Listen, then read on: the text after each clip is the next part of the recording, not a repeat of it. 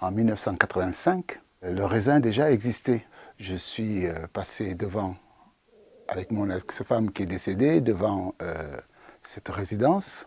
Elle me dit, ce serait bien qu'on habite là, parce que c'est joli, les balcons, etc. Donc on est allé au local qui vend les appartements. On est tombé dans un appartement qui était l'appartement témoin. Et je lui dis, toi tu es le vendeur, moi je suis l'acheteur, alors vends-moi ton appartement. Qu'est-ce que ça veut dire? Ça veut dire débrouille-toi pour que j'ai le crédit en fait. Et il me dit, ben ça alors, jamais on m'a parlé comme ça. J'ai dit, oui, mais débrouille-toi pour que... Une semaine après, il m'appelle pour me dire, le crédit est accepté.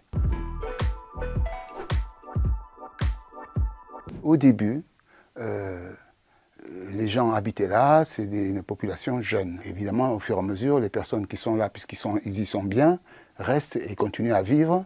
Et donc, c'est devenu un quartier, en tout cas dans les immeubles, des personnes qui ont vécu, comme moi d'ailleurs, et qui donc créent une autre atmosphère.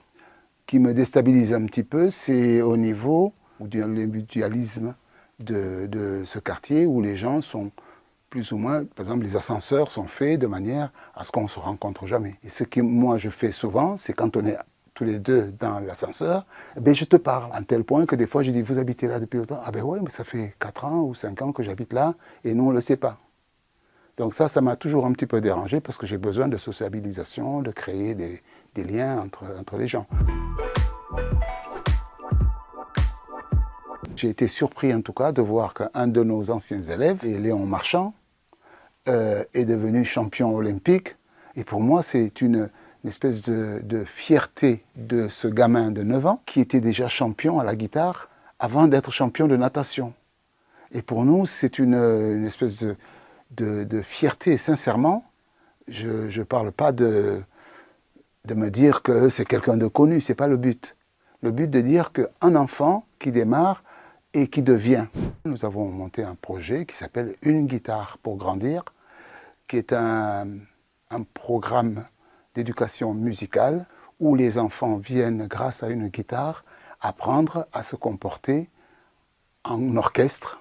Et ça a permis à des enfants qui étaient improbables à la musique, qui deviennent donc des musiciens. Nous avons une galerie qui est là. Le problème, c'est que c'est complètement désaffecté parce qu'il n'y a plus de commerce. Et nous, on avait imaginé de prendre tous ces locaux qui sont fermés pour en créer une espèce de centre de la culture. Soutien scolaire, école de musique bien sûr, avec théâtre, avec danse, etc. Parce que le lieu est prêt pour ça. Un petit souhait, c'est que les gens se manifestent pour nous dire on existe, on a envie de faire plein de choses. On est en ébullition permanente tout le temps, parce que nous sommes des passionnés. Et ça, je trouve que c'est un privilège que d'être passionné. Parce qu'on peut se permettre de partager et de diffuser cette passion.